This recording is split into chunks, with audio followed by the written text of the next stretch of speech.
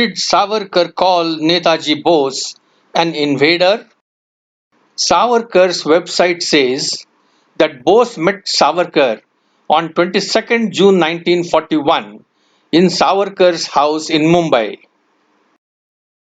But Netaji Bose had left for Germany in January 1941 and reached Germany in April 1941.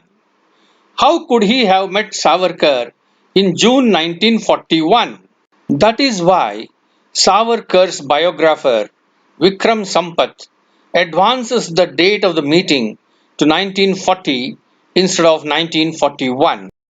Savarkar has not even mentioned about the meeting in any of his books or speeches. Vikram Sampath writes that he, that is Savarkar, advised Bose to flee India and move to either Germany or Japan, get the captured Indian soldiers released, and raise an army that would attack British India via the Bay of Bengal. Quoting from the two great Indians in Japan,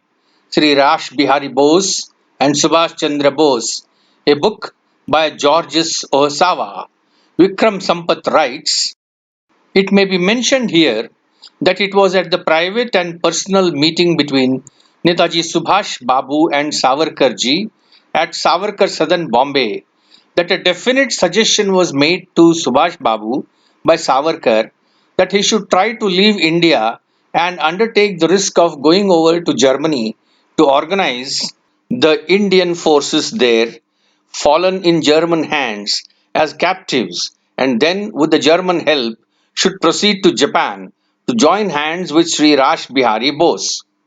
To impress this point, Savarkar showed to Subhash Babu a letter from Rash Bihari Bose to Savarkar written just on the eve of Japanese declaration of war.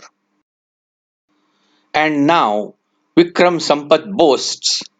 as later events were to prove, in about 6 months thence, Subhash Bose took precisely this route by disappearing from India in January 1941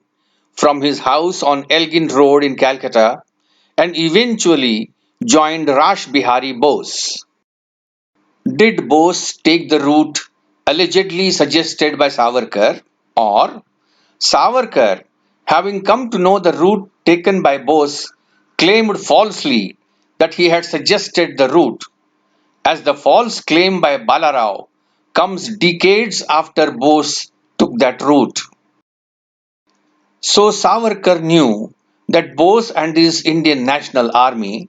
were fighting along with the Japanese army when Japan started advancing towards India.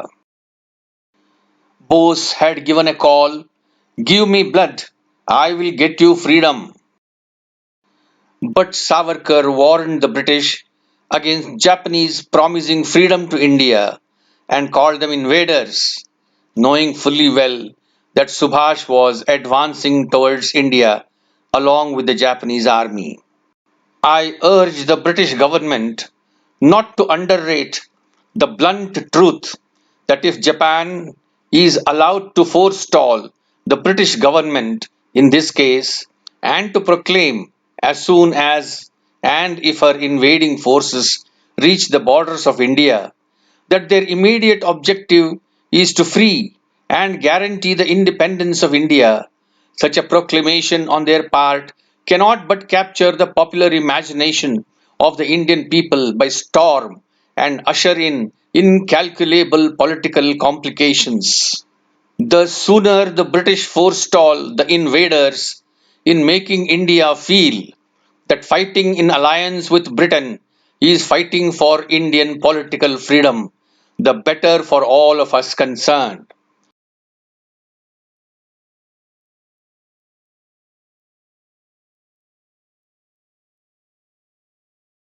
Savarkar's hypocrisy reached its zenith when he, who had warned the British against allowing the Japanese to proclaim their intention of freeing India, in his book Six Glorious Epochs of Indian History, at para 1126, after praising Tojo of Japan for the help rendered to Subhash Chandra Bose, Savarkar says, an army of hardly 40 to 50,000 strong could rise and revolt against the British near Malaya and Singapore and could march against India under Netaji Subhash Babu to free it with the war cry, Chalo Delhi.